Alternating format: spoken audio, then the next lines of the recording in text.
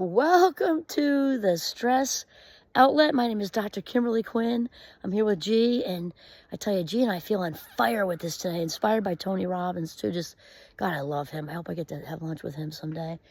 And I don't believe in accidents at all. I was kind of doing my morning routine at home before we come here. I have my hot tea, gratitude journal. I do a little prayer thing. Sometimes I read a little bit. I have a 15-minute a day rule for reading in general. Doesn't matter when it is, actually, but it's often in the morning. Yeah. So anyways, we want to talk about, we were on this story, the story. There you go. See, that's like, it's happening. It's all coming forth. The need to stick with our trauma story and learning to identify with that, because it can make us feel certain about something. Like, I know this happened, this is part of me, and we can identify with it. And I identified it with it for decades. I mean, it wasn't like it was my cocktail conversation. Do you know what I mean? But I had it like, I've been through this thing. We can often wear that like a Purple Heart, like a badge of honor.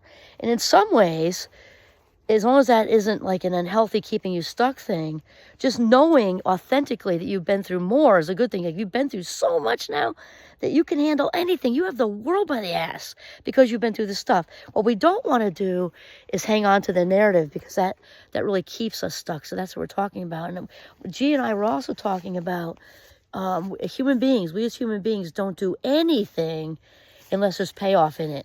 You know, whether it's some unhealthy eating habit, or staying with a person who's unhealthy. It's filling us up because we're people pleasing and rescuing, and we're fixing them, and we're getting all kinds of kudos, like unhealthy, codependent good feels from that. But still, it still pulls us in because it's filling up something in us, and we're getting some self-esteem from that. Again, totally unhealthy, but that's why we're doing it. So it's not different with hanging on to the trauma story, because we can be looking for certainty there. We can also be looking for uncertainty there, and we can, make this so much, our hard drive thing, that I'm different and things like that.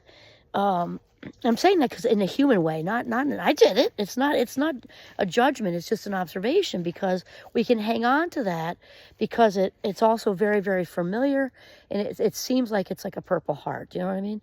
So it's very familiar. And then there's the whole, like, we're gonna have to take this in another reel too. When we kind of get into being avoidant, like of that, I got it a lot when I was teaching. I need the heads up with a movie that you show, or a book, and a trigger warning. And like, I'm thinking Tony Robbins said this with a thing I was watching this morning, actually. Like, what have we done to these kids? Because that is all a call to your spirit, your very soul, to grow and come. We are wired for adversity. We're not wired for avoidance. The only way out is through. Stay tuned.